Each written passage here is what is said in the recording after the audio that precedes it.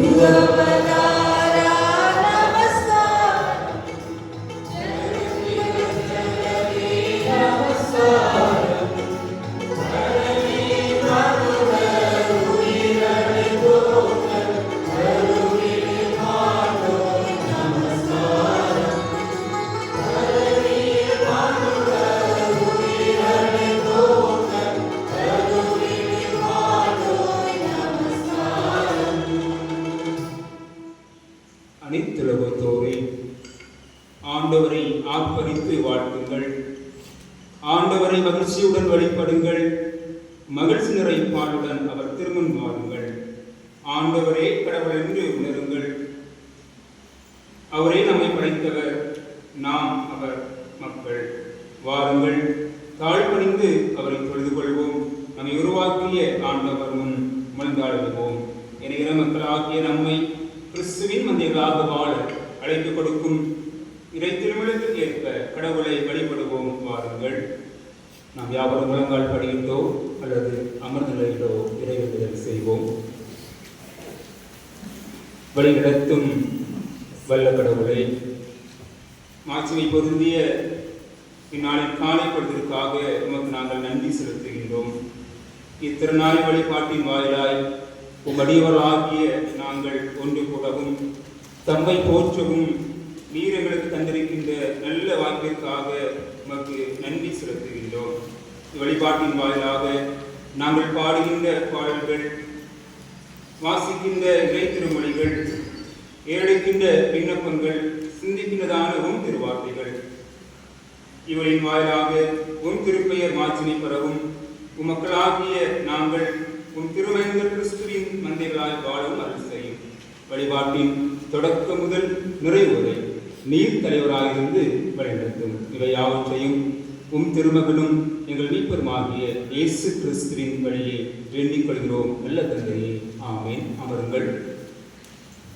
மறுபடியுமாக நாம் யாவரும் இழந்து கடவுளை போற்றுவதற்கு உதவியாக ஞான பாலியம் 1 பூலோகத்தாரே யாவரும் கர்த்தாவில் களி கூறுங்கள், ஆனந்தத்தோடு சோத்திரம் செலுத்தி பாட வாருங்கள். இந்த பாடலை யாவரும் எதிர்பார்க்கிறோம்.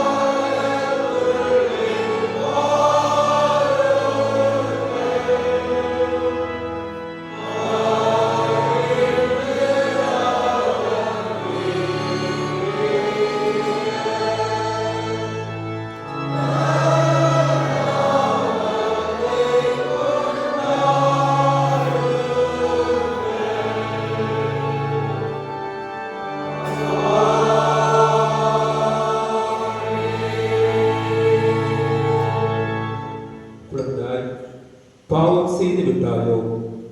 இனிமேல் செய்யாதே.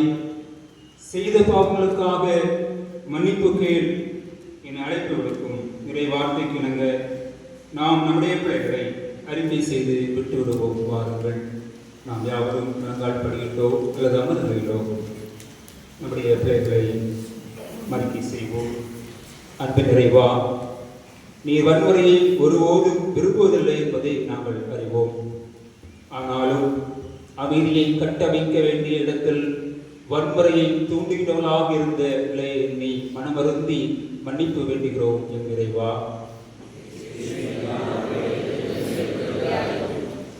கிறிஸ்துவின் திருச்சபையின் தலைவர், நாங்கள் கிறிஸ்துவின் மந்தைகள் என்பதை உணர்ந்தும் பல நேரங்களில் திருச்சபையை அரசியல் களமாக வியாபார ஸ்தலமாக பயன்படுத்திய நிலையை எண்ணி மனமருந்தி மன்னிப்பு வேண்டுகிறோம்.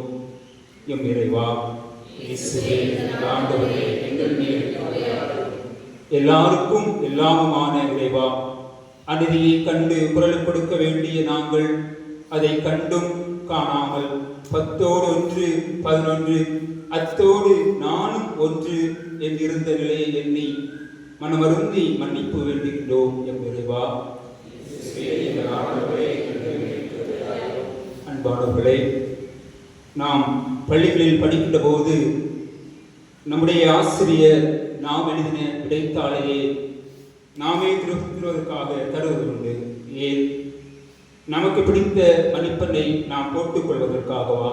இல்லை, மாறாக நாம் என்ன பிழைகளை செய்திருக்கின்றோம் என்று பார்த்து அதே பிழைகளை மீண்டும் செய்யாமல் இருப்பதற்காக தருவதுண்டு. அதே போன்று நம்முடைய பரமாசிரியராகிய ஆண்டவர் இயேசு கிறிஸ்துவும் இத்தருணத்தினை நமக்கு தந்திருக்கின்றார். எனவே நாம் நம்முடைய தனிப்பட்ட வாழ்வில் சொல்லாலும் செயலாலும் செய்த பிழைகள் பல உள்ளவா, அவைகளை எல்லாம் உள்ள கடவுளிடம் மனத்தாழ்மையாய் அறிக்கை செய்வோம். ஆண்டவரின் இரக்கம் எத்துணை பெரிது! ஆண்டவரிடம் திரும்பி ஒருவருக்கு அவர் அளிக்கும் மன்னிப்பு எத்தனை மேலானது என்ற இறைமொழிக்கு ஏற்ப என்னுடைய கடவுள் என்னுடைய பாவங்களை மன்னிப்பார் என்ற மற்றொருமையோடு நம்மில் யார் யாரெல்லாம் எல்லாம் உள்ள கடவுளத்தில் நம்முடைய பிள்ளைகளை உண்மையாய் அறிக்கை செய்தோமோ அவர்களுக்கு மாத்திரம் அனைத்து ஆற்றலும் பேரிழக்கும் கொண்ட கடவுள் பிழை மன்னிப்பின் உறுதியை அளித்து புது வாழ்வை சீர்படுவதற்கான காலத்தையும் நமது தூயாவின் ஆற்றலையும் தந்து நம்மை வழிநடத்துவாராக. ஆமென்.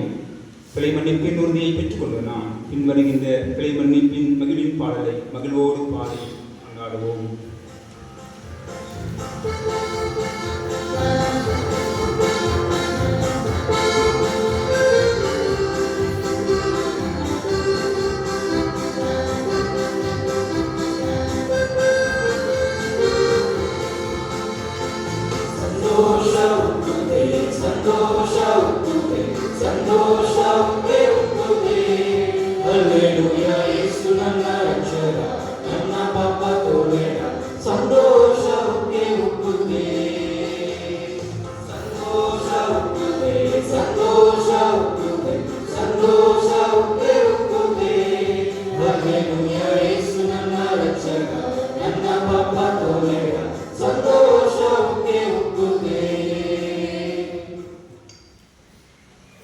பிழை மன்னிப்பின் மகிழ்வை மகிழ்வோடு கொண்டாடிய நாம் கடவுள் நம்முடைய வாழ்வில் செய்த நன்மையை நினைத்து கடவுளுக்கு நாம் நன்றிகளை செலுத்துவோம்.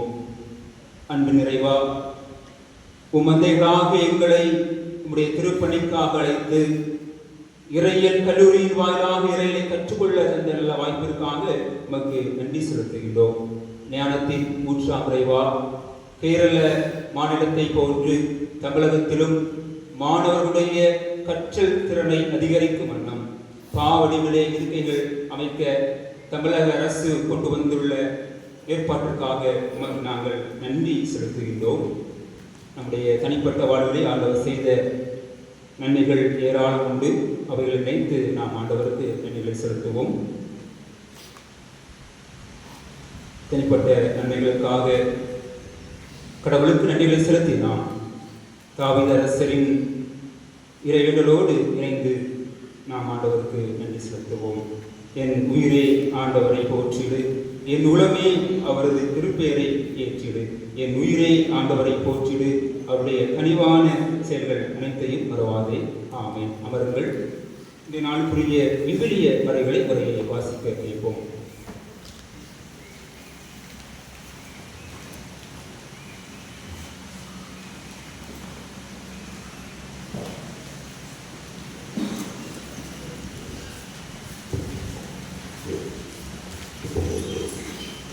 படிக்கும்படியாக கொடுக்கப்பட்ட முதலாம் வாசகம் தொடக்க நூல் பிரிவு 35 திருமொழிகள் 1 முதல் 15 வரை. தொடக்க நூல் பிரிவு 35 திருமொழிகள் 1 முதல்.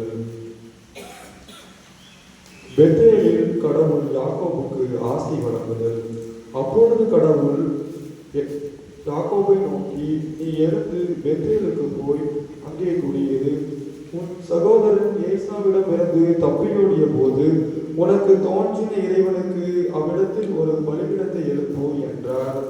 யாக்கோபு தம் வீட்டாரையும் அவரோடு இருந்த அனைவரையும் நோக்கி, உங்களிடம் உள்ள வேற்று தெய்வங்களின் சிலைகளை அகற்றிவிட்டு உங்களை தூய்மைப்படுத்தி உங்கள் உடைகளை மாற்றிக்கொள்ளுங்கள். எழுந்து வாருங்கள், பெத்தேலுக்கு செல்வோம். அங்கே என் துன்ப நாளில் என் மன்றாட்டை கேட்டவர்களே, நான் சென்ற விடமெல்லாம் எனக்கு வழித்துணையாய் இருந்த இறைவனுக்கு ஒரு பலிபீடத்தை எழுப்புவேன் என்றார்.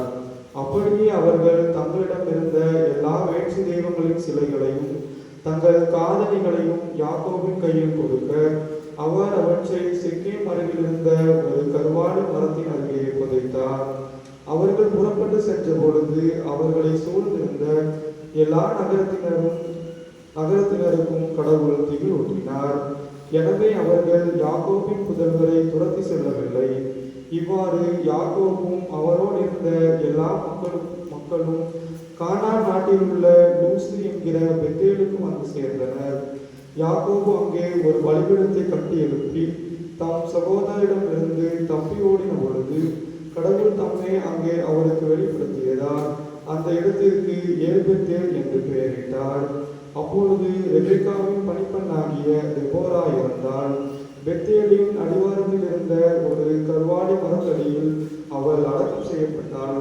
எனவே அவ்விடத்திற்கு அல்லோன் பாமுக்கு என்னும் பெயர் வழங்கலாயிற்று. யாக்கோபு பதான் அராமிலிருந்து திரும்பி வந்த பின் கடவுள் மீண்டும் அவருக்கு தோன்றி ஆசி வழங்கினார்.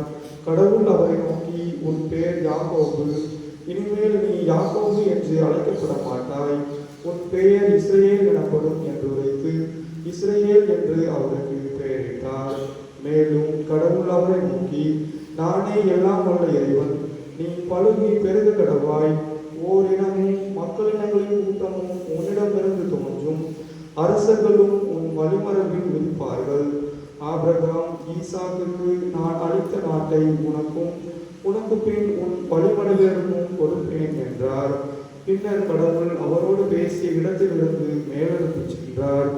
யாக்கோபு தம்மோடு கடவுள் பேசின அந்த இடத்தில் ஒரு கல் தூணை நினைவு தூணாக நாட்டி அதன் மேல் நீர்ம பலியையும் எண்ணெயையும் வார்த்தார். யாக்கோபு தம்மோடு கடவுள் பேசிய அந்த இடத்திற்கு பெத்தேல் என்று பெயரிட்டார். படிக்கும்படியாக கொடுக்கப்பெற்ற முதலாம் வாசகம் படித்து நிறைவாயிற்று. இறைவனுக்கே புகழ் உண்டாவதாக.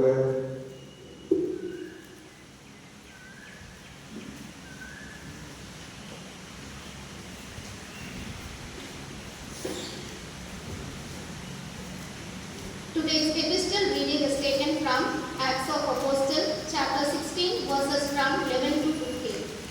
Acts of Apostles, chapter 15, verses begins from 11. The conversion of Lydia. We set sail from Troas and took a straight course to Samothrace. The following day to Neapolis, and from there to Philippi, which is the leading city of district of Macedonia and the Roman colony. We remained in the city for some days. On the Sabbath day, we went outside the gate by the river, where we supposed there was a place of prayer, and we sat down and spoke to the women who had gathered worshipper of God, was listening to us. She was from the city of Thyatira and a dealer in a purple cloth. The Lord opened her heart to listen eagerly to what was said by Paul. When she and her household were baptized, she urged us, saying, "If you have judged me to be faithful to the Lord, come and stay at my home." And she prevailed upon us. Here ends the epistle reading. Praise be to you, O God.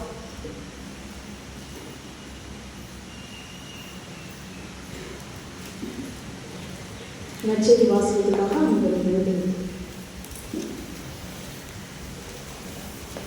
படிப்பதற்காக கொடுக்கப்பட்ட நற்செய்தி வாசகம் அது தூய யோவான் பிரிவு 10 திருமொழிகள் 1 முதல் 6 வரை. தூய யோவான் பிரிவு 10 திருமொழிகள் 1 முதல் 6 வரை. ஆட்டுக்குட்டி பற்றிய உண்மை. நான் உறுதியாக உங்களுக்கு சொல்கிறேன், ஆட்டுக்குட்டியின் வாயின் வழியாக நுழையாமல் வேறு வழியாக ஏறி குதிப்போர் திருடர் அல்லது கொள்ளையராக இருப்பர். வாயில் வழியாக நுழைந்தவர் ஆடுகளின் ஆயர். அவருக்கே காவலர் வாயிலை திறந்து விடுவர். ஆடுகளும் அவரது குரலுக்கே செவி சாய்க்கும். அவர் தம்முடைய சொந்த ஆடுகளை பெயர் சொல்லி கூப்பிட்டு வெளியே கூட்டி செல்வார். தன்னுடைய சொந்த ஆடுகள் அனைத்தையும் வெளியே கூட்டி வந்த பின் அவர் அவற்றுக்கு முன் செல்வார். ஆடுகளும் அவரை பின்தொடரும், ஏனெனில் அவரது குரல் அவற்றுக்கு தெரியும். அறியாத ஒருவரை அவர் பின்தொடரார். அவரை விட்டு அவை ஓடிப்போம், ஏனெனில் அவரது குரல் அவற்றுக்கு தெரியாது.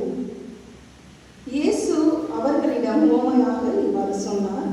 ஆனால் அவர் சொன்னதை அவர்கள் புரிந்து கொள்ளவில்லை. இது வாழ்வு தரும் நற்செய்தி. கிறிஸ்துவுக்கே புகழ்.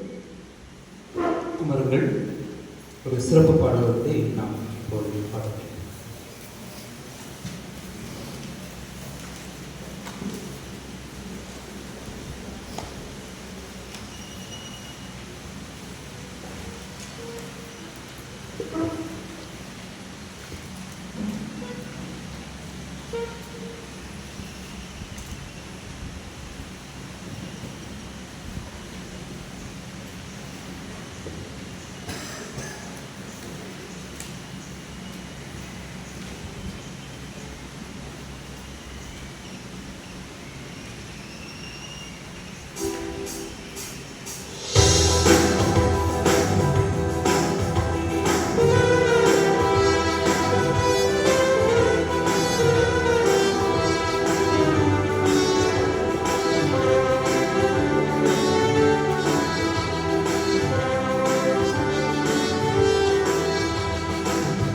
தேடும் நல்ல மேய்ப்பன் நீரே, எம்மை என்றும் உம்மை நடத்தும் நீரே. நாங்கள் தேடும் நல்ல மேய்ப்பன் நீரே, எம்மை என்றும் உம்மை நடத்தும் நீரே. கருணை வடிவாய் மனப்பொருமே நீரே, கருணை வடிவாய் மனப்பொருமே நீரே. காத்திருக்கும் அந்த எம்மை காப்பீரே, காத்திருக்கும் அந்த எம்மை காப்பீரே. உம்மை தேடியே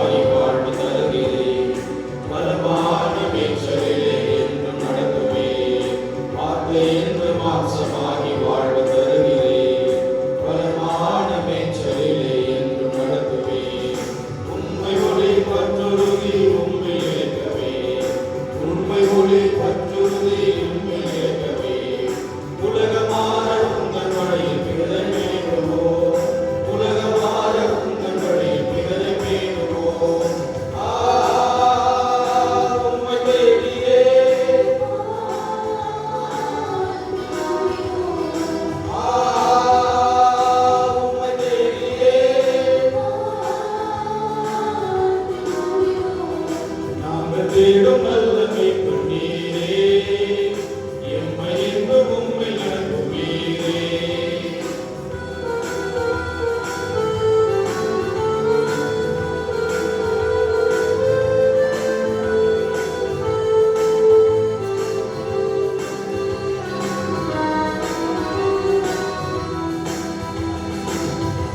அவரை பரிந்துரைத்து என்ற பொழுதிலே உந்தன் பொருளின் நம்பிக்கையை நாங்கள் பெறுகிறோம்.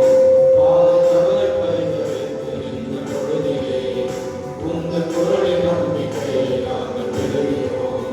பாவி என்று உலகம் எம்மை தூற்றும் போதிலே, பாவி என்று உலகம் எம்மை தூற்றும் போதிலே, பாவம் போக்க கடவுள் தந்த நல்ல மீட்பரே, பாவம் போக்க கடவுள் தந்த நல்ல மீட்பரே.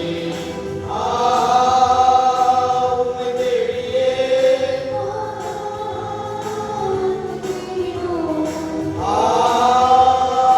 உம்மை தேடியே நாங்கள் தேடும் நல்ல மீட்பர் நீரே, எம்மை என்றும் உம்மை நடத்துவீரே. நாங்கள் தேடும் நல்ல மீட்பர் நீரே, எம்மை என்றும் உம்மை நடத்துவீரே.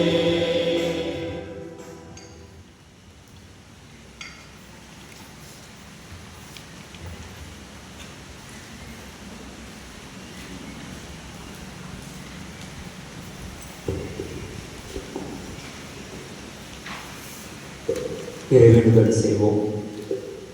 எங்கள் தாயும் தந்தையும் ஆகிய கடவுளே, மறுசரப்பத்தினால் மாத்திரமல்ல, கடவுளின் வாய்ச்சொல் ஒவ்வொரு நாளும் வாழ்வர் என்று சொல்லி திருமறையின் ஊடாய்களை கற்றுக்கொண்டிருக்கின்றேன். உம் வார்த்தைகள் எங்களுக்கு வாழ்வளிக்கட்டும், உம் வார்த்தைகள் எங்களுக்கு வாழ்வாகட்டும், உம் வார்த்தைகள் எங்களுக்கு வழிகாட்டட்டும். இயேசு கிறிஸ்துவின் மூலம் வேண்டுகிறோம் நல்ல தந்தையே, ஆமென்.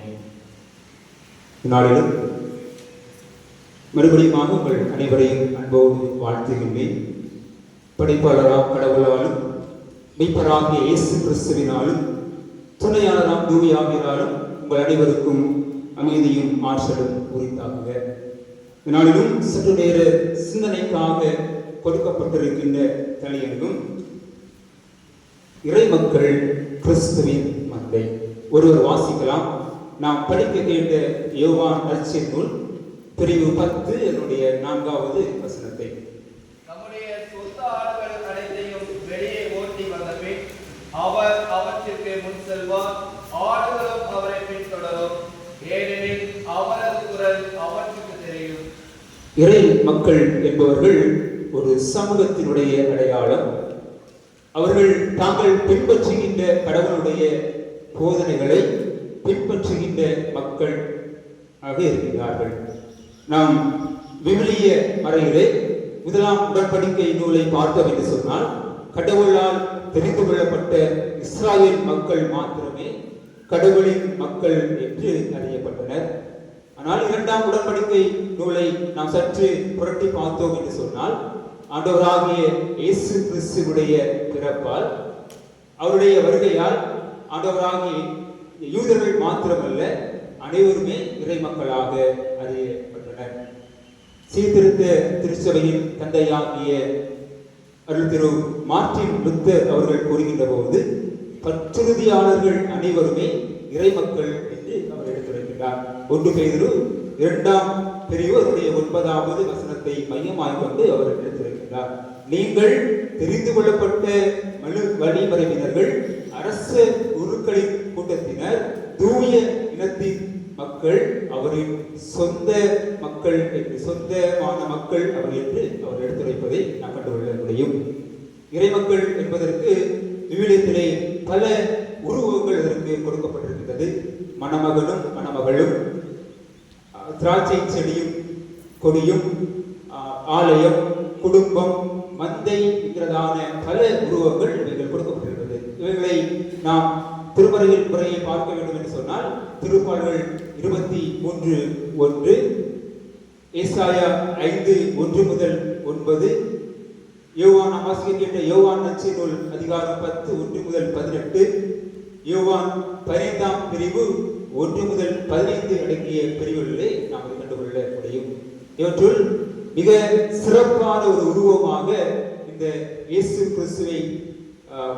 கிறிஸ்துவினுடைய மந்தையாக, கிறிஸ்துவின் மந்தையாக நம்மை பாவித்திருக்கின்ற அந்த உருவகமானது சிறப்பானதாக இருக்கும். ஏனென்று சொன்னால், ஒரு மேய்ப்பன் எவ்வாறாக ஒரு மந்தையை வழிநடத்துவாரோ அதே போன்று கடவுள் தம்முடைய மக்களை வழிநடத்துகின்றார் என்கிறதான ஒரு நோக்கத்தோடு கொடுக்கப்பட்டிருக்கும்.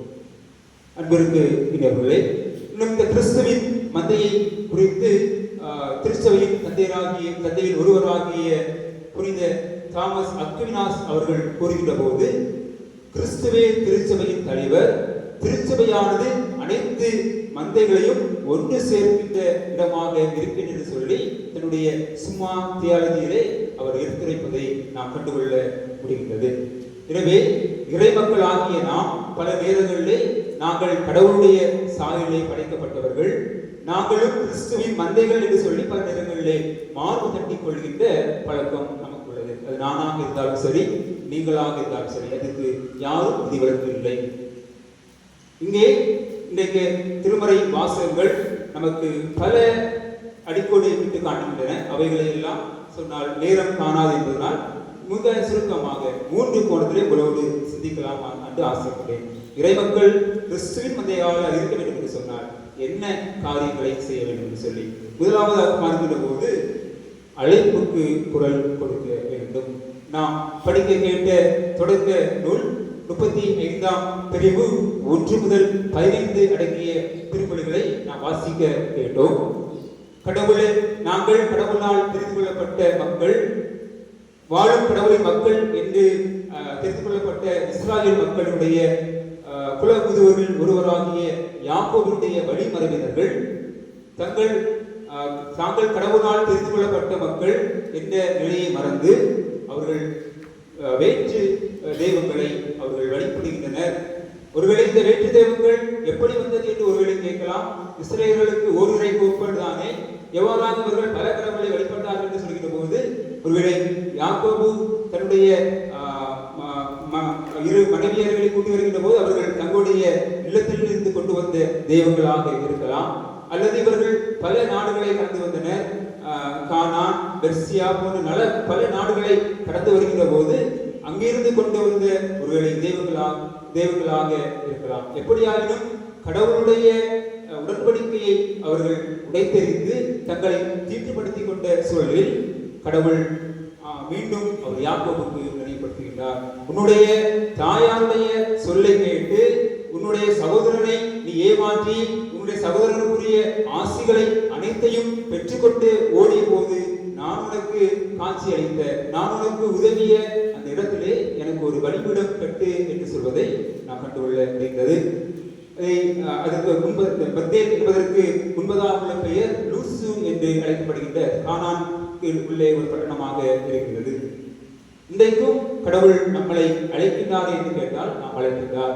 ஆலயம் கட்டுவதற்கா என்று கேட்டால் ஆலயம் கட்டுவதற்காக என்றும் வைத்துக் கொள்ளலாம். ஆனால் ஆலயம் கட்டுவதற்காக மாத்திரமல்ல, ஒடுக்கப்படுகின்ற மக்களுக்காக குரல் கொடுப்பதற்காக கடவுள் நம்மை அழைக்கின்றார். ஒருவேளை நம்முடைய பகுதியிலே அருகே அருள்பணியாளர்கள் பலர் நமக்கு அருள்பணி ஆற்றியிருக்க கூடும். ஒருவேளை அவர்கள் சமூகத்தில் நடக்கின்ற ஒடுக்குமுறைகளை கண்டு அவர்கள் காணாமல் சென்றிருப்பார்கள் என்று சொன்னால் அவர்கள் உண்மையான கிறிஸ்துவின் மந்தைகளாக இருந்திருக்க முடியாது. நம்மையும் ஒரு கிறிஸ்துவின் மந்தையாக அவர் மாற்றியிருக்க முடியாது. 2 ஆண்டுகளுக்கு முன்பதாக அருளுரை ஆற்றிய தம்பி அன்புராஜ் அவர்கள் குறிப்பிடுகின்ற போது காணாமல் போன இருமைந்தர் உவமையிலே அவர் முதலாவது புரிதல் என்று சொல்கிறது ஆடை அடையாளத்திற்கான அடையாளம் என்று சொன்னார். ஆம் இருக்கிறவர்களே, எங்களுடைய தென் திருவாங்கூர் பகுதியிலே பெண்கள் மார்பகத்தை மறைக்க முடியாத ஒரு நிலை இருந்தது. அந்த ஆடை சுதந்திரத்தை அடையாளமாக அன்றைக்கு அருட்திரு ரிங்கற்றுபையரும் அவரை அழைத்து வந்த வேதமாணிக்கம், அவருக்கு பிறகாக வந்த அருள்பணியாளர்கள் சார்லஸ் ஸ்மார்ட் அவருடைய துணைவியர்கள் செய்தன் வாயிலாக தான் நாங்கள் கிறிஸ்துவை ஏற்றுக்கொண்டோம். இன்றைக்கு நான் ஒரு கிறிஸ்துவின் மந்தையாக உங்கள் மேல் இருக்கிறேன் என்று சொன்னால் அது எந்த விதத்திலும் அதை நான் சொல்லிக்கொள்ள அதற்கு அளவு கிடையாது. அந்த எங்களுடைய வரலாறை சொல்லுகின்ற போது என்னுடைய உடம்பெல்லாம் உங்களுடைய ஒரு புல்லரி அந்த வரலாற்றை சொல்லுகின்ற போது இன்றைக்கும் ஒடுக்கப்படுகிற மக்களுக்கு நாம் குரல் கொடுக்கின்றோமா என்பதை சிந்தனை செய்து கொள்ள வேண்டும். 3ஆம் ஆண்டு சிற்றூர் வாழ்ந்திருக்கிற இருந்த போது ஒரு நிகழ்வு, ஒருவர் கேட்ட ஒரு கேள்வி எப்பொழுதும் என்னுடைய காதில் நின்று கொண்டிருக்கும். 29/1/2025 அன்று சின்ன உடம்பு என்கிறதான ஒரு பகுதிக்கு நாங்கள் சென்றிருந்தோம். இவ்வாறாக நம்முடைய கல்லூரியிலே புதன்கிழமை 1வது வாரமும் 3வது வாரத்திலும் ஐக்கிய உணவு இருக்கிறதோ அதுபோன்று ஒவ்வொரு கிராமத்திலும் இருக்கின்ற நண்பர்கள் ஐக்கிய உணவு வைப்பது உண்டு. சென்றிருந்த போது அங்கிருந்த அந்த வீட்டுடைய உரிமையாளர்களை வரவேற்றார். மிக்க மகிழ்ச்சி. ஆனால் சாப்பிட்டு விட்டு இல்ல திரும்பியும் போது ஒரு சொன்ன வார்த்தை, எங்களுடைய கிராமத்திலே பல வாரங்களாக மக்கள் போராடி கொண்டிருக்கின்றனர், ஏன் இன்னைக்கு நீங்கள் இவ்வளவு பேர் வந்தீர்களே, ஏன் வரவில்லை என்று சொல்லி. உண்மையாகவே இன்னும் அதனுடைய காதல் துணித்து கொண்டேதான் இருக்கிறது. ஓரம் கடவுளுக்கு குரல் கொடுப்பது அல்லது கடவுளுக்கு செவி கொடுப்பது நாம் ஒடுக்கப்படுகின்ற மக்களுக்கு அது குரல் கொடுப்பதற்கு சமம். எனவே கடவுளின் அழைப்பாக ஒடுக்கப்படுகின்ற மக்களுக்கு குரல் கொடுப்போம், இறை மக்களாய் கிறிஸ்துவின் மந்தைகளாக மாறுவோம். இரண்டாவதாக நாம் பார்க்கின்ற போது ஆண்டவரில் நம்பிக்கை கொண்ட மக்கள். நாம் வாசிக்க கேட்ட 2ஆம் வாசகம் திருத்தூதுவர் 11 முதல் 16 அடங்கிய திருப்படிகளை நாம் வாசிக்க கேட்டோம். ஆண்டவர் கடவுளுக்கு குரல் கொடுத்தால் மாத்திரம் போதுமா என்று கேட்டால் இல்லை, அவர்கள் நம்பிக்கை கொள்ள வேண்டும். இங்கே 2ஆம் தூதுரை பணிக்காக பவுல், அவரோடு லூக்கா,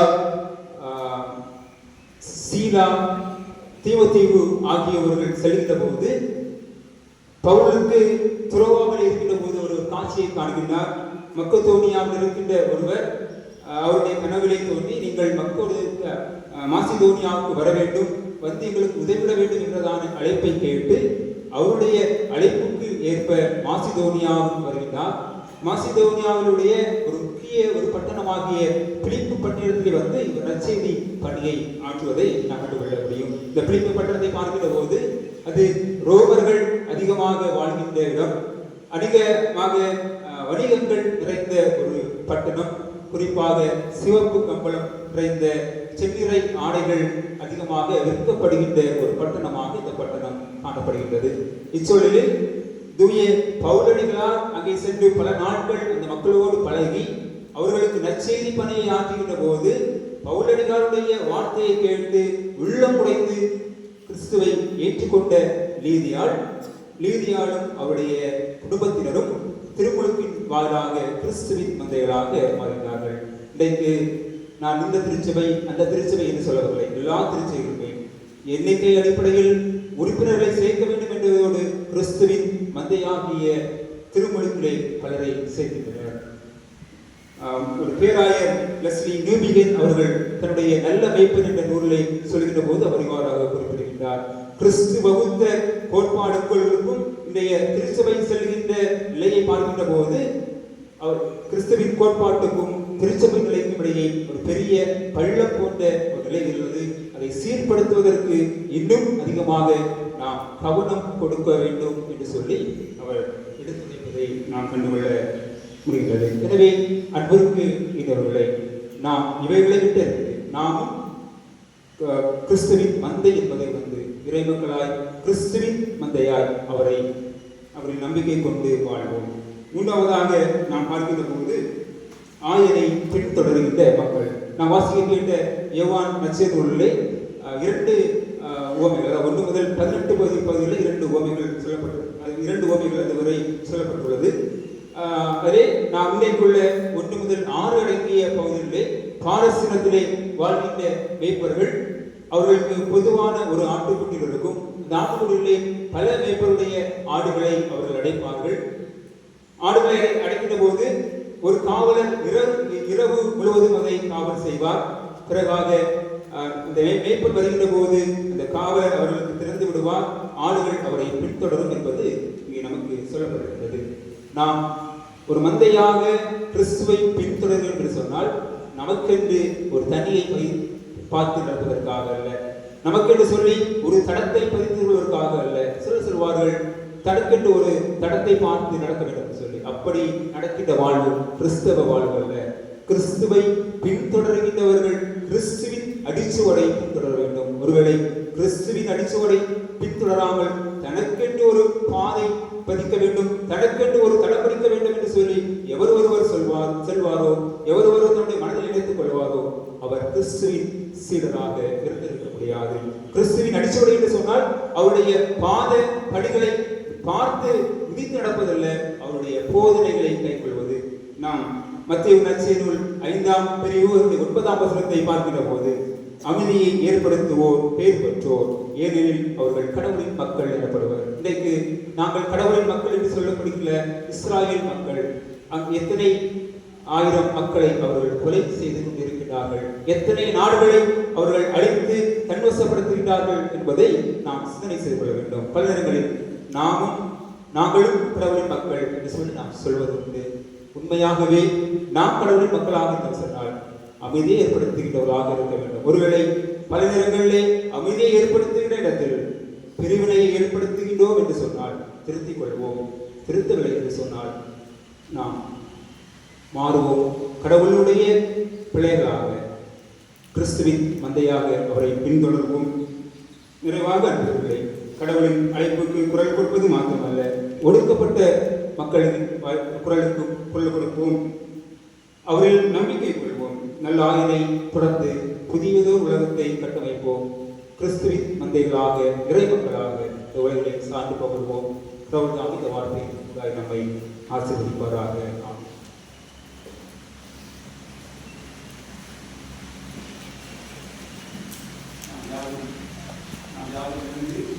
நம்முடைய பற்றுறுதி அறிக்கையை திருத்தூதுவர் பற்றுறுதி அறிக்கை வாயிலாக எழுப்போம். விண்ணையும் மண்ணையும் படைத்த அனைத்து ஆற்றலும் பொருந்திய பெற்றவராம் கடவுளை நம்புகிறோம். அவர் தம் ஒரே மனிதராகிய இயேசு கிறிஸ்துவை நம்புகிறோம். அவர் தூய ஆவியாரை கன்னி மரியாக கருக்கொண்டு பிறந்தார். கொஞ்ச காலத்தில் பாடுபட்டு சிறுவரை பெற்று பாதாளம் ஏறினார். 3ஆம் நாள் இறந்து கொண்டு பின்னகளில் அனைத்து ஆற்றல் பொருந்திய வைத்திருக்கிறார். தூய ஆவியரை நம்புகிறோம். பொதுவாக இருந்த தூய திருச்சபையும் தூயோரின் இடைப்பருவம் மன்றாடுவோம். அமர்நிலையிலோ அல்லது நிலங்கள் படியிலோ கொண்டாடுவோம். அமைதியை உருவான இறைவா, நாங்கள் வாழ்கின்ற இவ்வுலகில் கொள்ளைகள், பாலியல் வன்முறைகள் தொடர்ந்து நடைபெற்று வருகின்றன. இப்பேற்பட்ட தவறுகளை தெரிந்தும் துணிதை செய்கின்ற ஒவ்வொரு கைவர்களையும் ஆண்டவர் கண்டித்து உணர்த்தி நல்வழிப்படுத்த வேண்டுமாய் இவ்விடம் கொண்டாடுகிறோம். நீதியின் அரசராம் இறைவா, இன்றைக்கு நீதியை நிலைநாட்ட வேண்டிய நீதி அரசர்கள் நீதிக்கு அடிமையாகி நீதியை விலக்கிக் கொடுக்கின்ற ஒரு அவலநிலை ஏற்பட்டுள்ளது.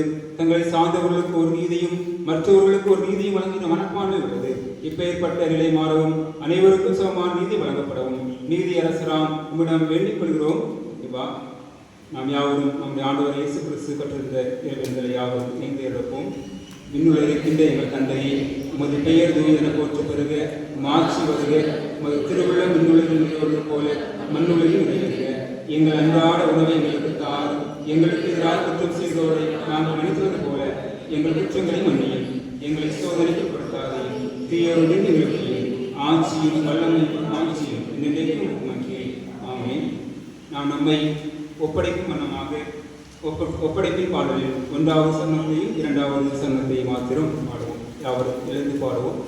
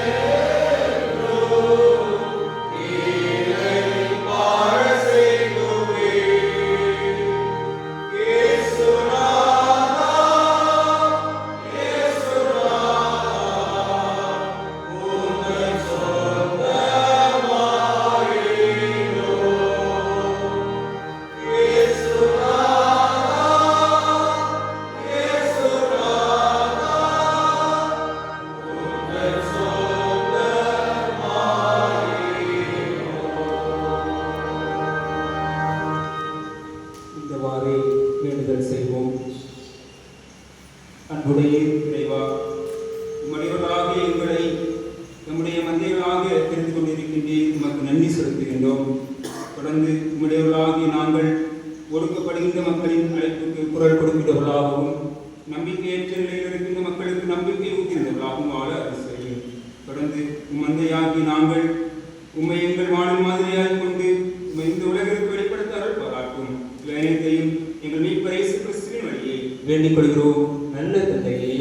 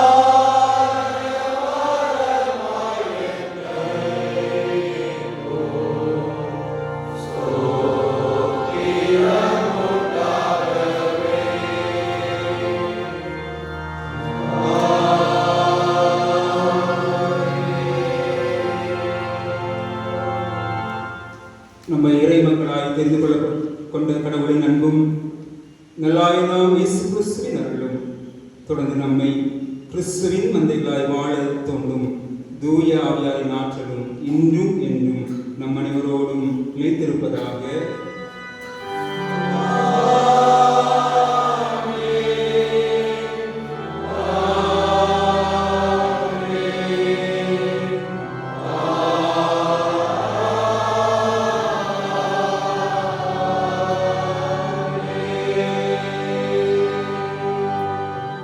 எல்லாம் வல்ல இறைவன் தந்தை மகன் தூயாவிகள் அனைவரோடும் இருப்பாராக. நல்லாயினாம் கிறிஸ்துவை பின்தொடரும் இறை மக்களாய் புறப்பட்டு செல்வோம். வாருங்கள்.